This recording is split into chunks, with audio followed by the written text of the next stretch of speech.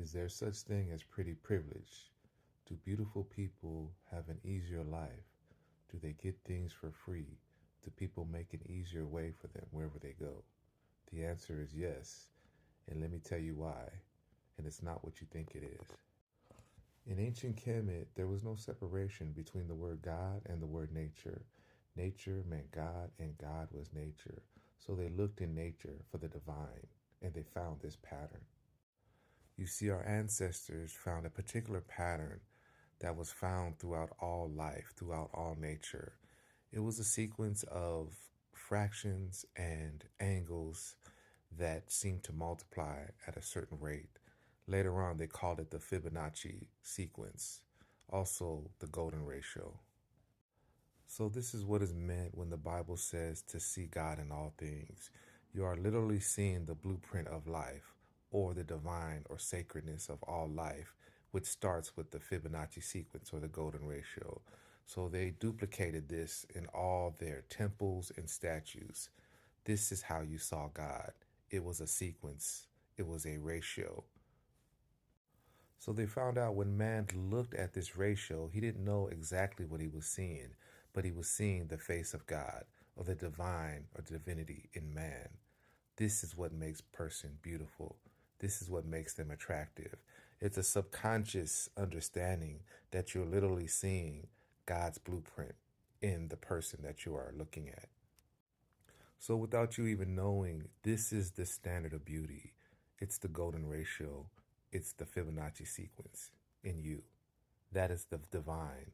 You are seeing the face of God in human form.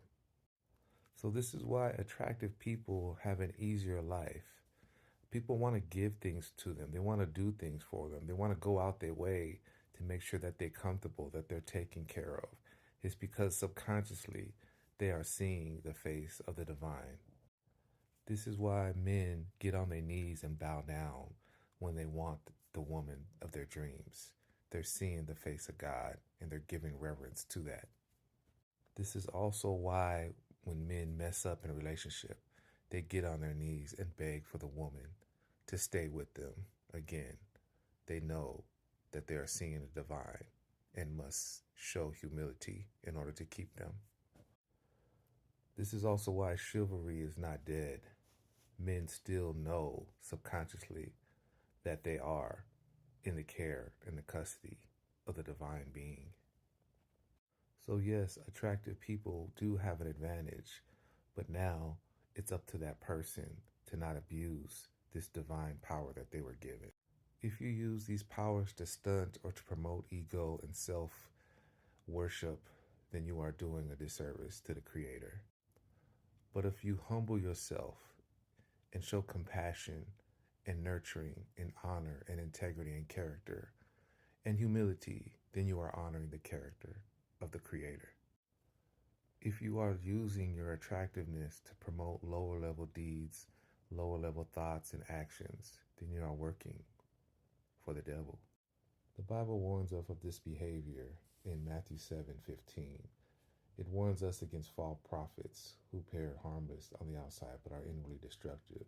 In the King James Version, the verse says, "Beware of false prophets which come to you in sheep's clothing, but inwardly they are ravaging wolves."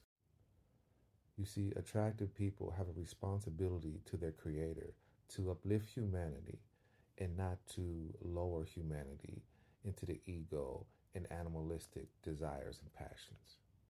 Yes, attractive people have a higher standard that they must uplift to, for they were given the gift of the divine, not egotistical self worship and self grandizing. This is what you call classic beauty, beautiful inside and out, having character and integrity. What are you doing with your attractiveness? Do you raise people's consciousness to be a better human being? Are you a prime example of a leader with morals and values and integrity?